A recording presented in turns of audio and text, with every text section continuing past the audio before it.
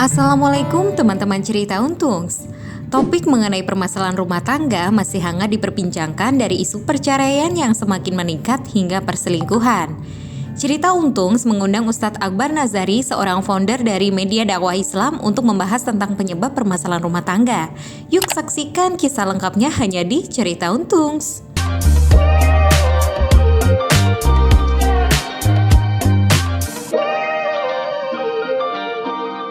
Setiap ada berita perceraian pasti menegangkan, ya. Para istri tegang, was-was. Tapi yang lebih tegang lagi para suami, karena hidupnya nggak akan tenang. Dituduh juga melakukan hal yang sama. Berita perselingkuhan di televisi yang berujung kepada perceraian itu bukan faktor utama dari perceraian. Nah, faktor utamanya apa? Nonton dong ini. Sekarang kita udah bersama Ustadz Akbar Nazari. Assalamualaikum Ustadz. Waalaikumsalam. Masya Allah. Beliau masih muda ya. Istri satu ya.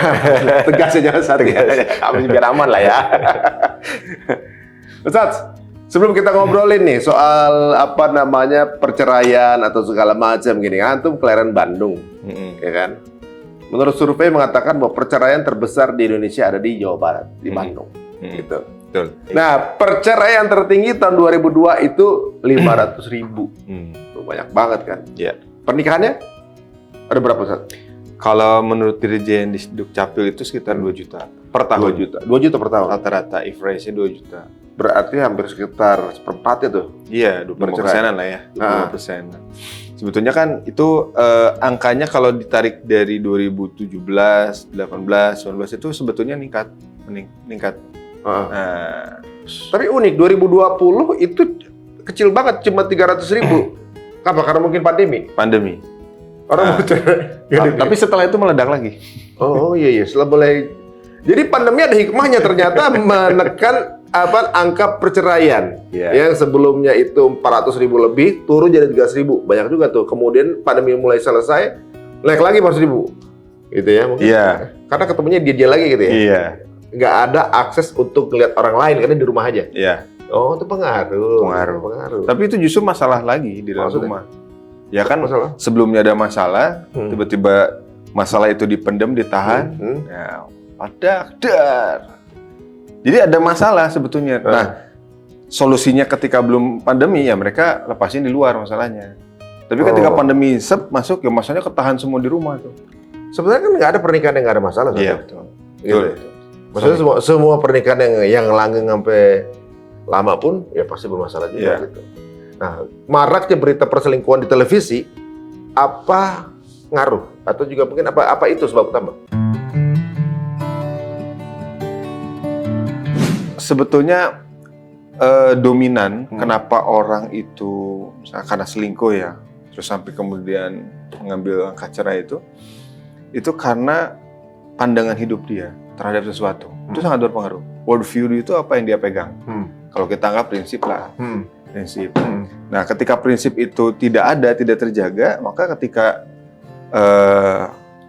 berinteraksi dengan lawan jenis itu sangat bebas. Di dalam Islam itu kan kita dikasih banyak batasan ya, interaksi lawan jenis, kan nggak boleh ngasih emotes gitu ya, sama istri orang gitu ya, itu sama lawan jenis, karena itu akan berpengaruh pada masing-masing itu. Dikasih smiling itu kan expression yang nggak ada kata-kata, akhirnya kan ngaruh sama segitu. Dia punya kecenderungan nih. Nah itu batasan-batasan itu, walaupun kita ngerasa ternyata bebas tuh enak, tapi ternyata ketika Allah kasih yang namanya seperangkat aturan berinteraksi, itu sebetulnya jaga diri kita. Jadi kesadaran itu kan nggak muncul kecuali karena ada aturan yang menjaga itu gitu. Interaksi lawan jenis. Sama lawan jenis gimana sih interaksinya? Kalau bebas, ya itu mulai selingkuh-selingkuh itu kan dari micro chatting itu. Gitu ya? Micro chatting itu. Cuma ngasih smile, dulu waktu SMA nih orang culun banget gitu. Tapi ketika udah kerja, ganteng, apalagi udah punya istri, makin tertata rapi gitu. Jadi sebenarnya hal-hal kecil gitu. Perselingkuhan tuh kayak kriminal berarti ya? Bukan karena niat karena ada peluang. Iya, makanya di situ dibatasi. Makanya Allah atau Islam tuh menjaga peluang-peluang. Menjaga banget. Malah kalau saya buat tadi ada 10 lapis interaksi ya. Sampai kemudian Mas Ari tahu ya di dalam Al-Quran itu ada hukum-hukum yang berkaitan dengan perzinahan ya. Itu sebetulnya lapis terakhir. Di dalam Al-Quran ada badul basor, tundukan pandangan. Jadi nggak langsung dihukum. Orang takut ketika, zina tiba-tiba haram.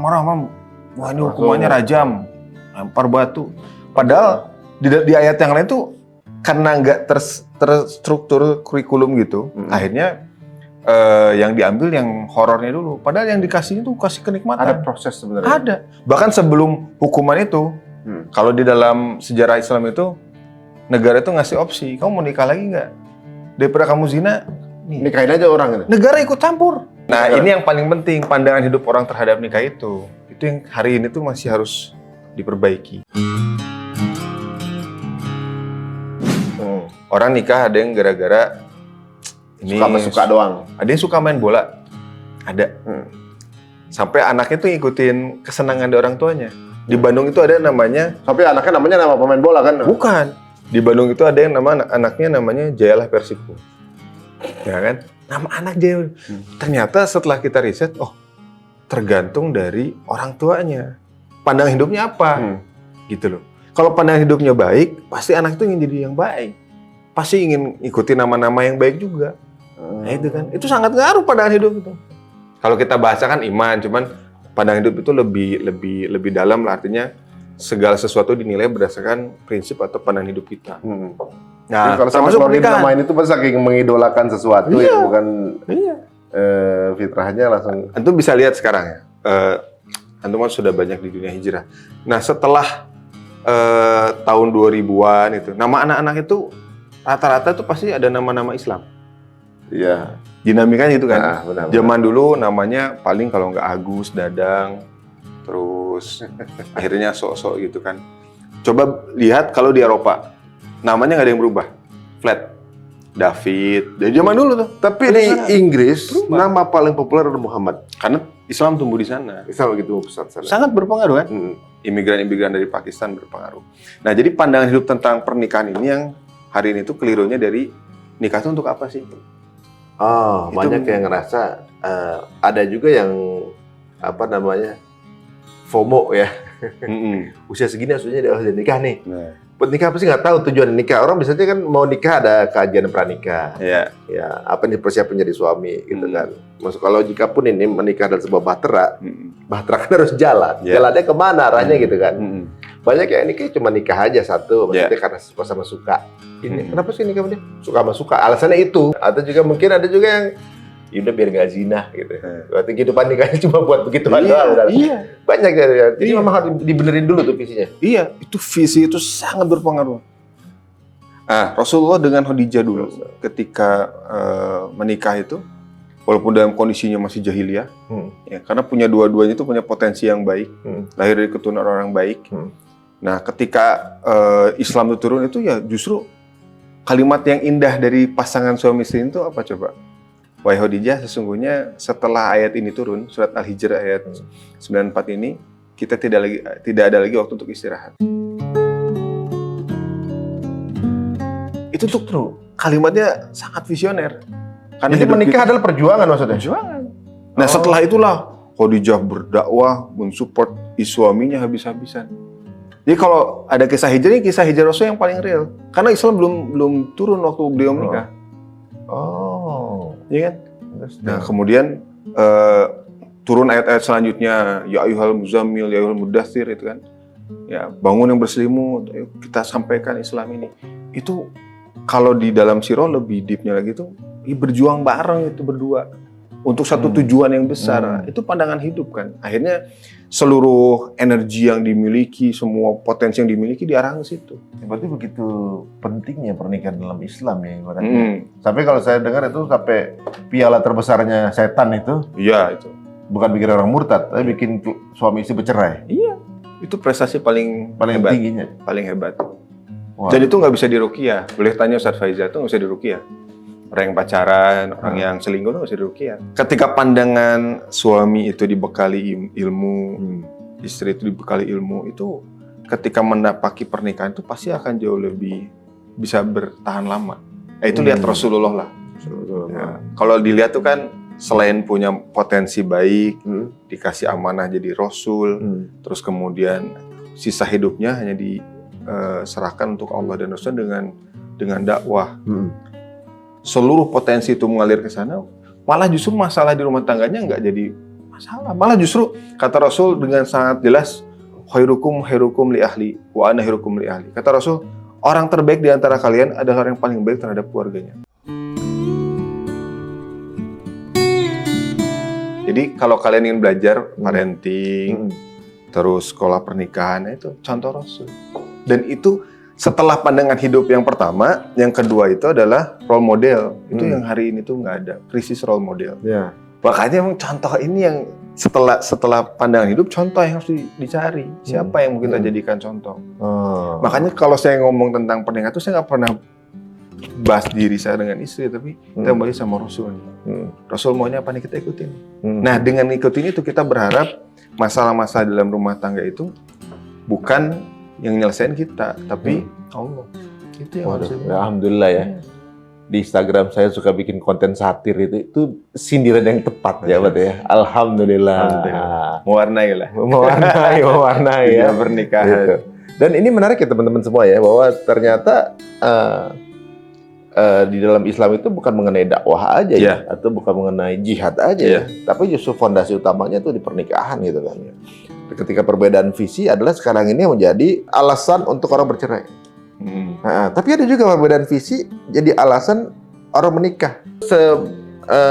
Kuat itu ya perbedaan visi untuk apa namanya dalam putaran rumah tangga. Kira perselingkuhan aja. Ya, gini, kita menempatkan ini yang paling sering beda tipis ya antara selingkuh sama poligami. Itu pasti beda tipis tuh. Karena ada yang bilang kalau untuk poligami selingkuh dulu, nanti disahin. Iya. Ada juga yang itu kayak gitu. Jadi makanya tadi balik ke poin pertama, pandangan hidupnya apa? Kita definisikan deh, poligami itu apa, selingkuh itu apa. Selingkuh itu tetap hal yang kalau dalam Al-Quran sebutnya al-khianat ya. Ya, khianat itu tuh memunggungi perjanjian yang sudah diikat gitu. Nah, sedangkan poligami itu suatu definisi hal yang boleh dalam agama.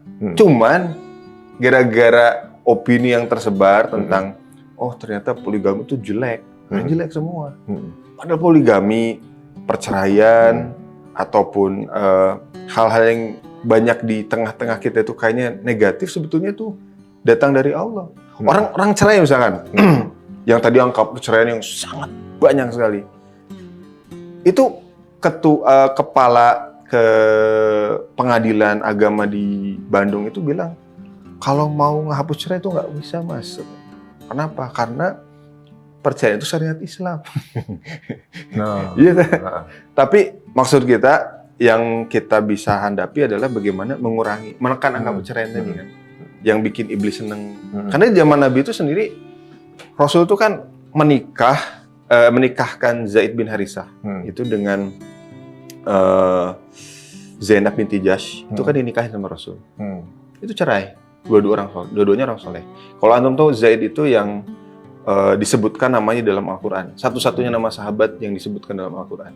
Bukan Abu Bakar, bukan Umar. Zaid. Secara tekstual. Disebut satu-satunya sahabat. Nah, Zaid bin Haritha. Bercerai. Padahal dua-duanya orang soleh. Padahal sama-sama orang soleh.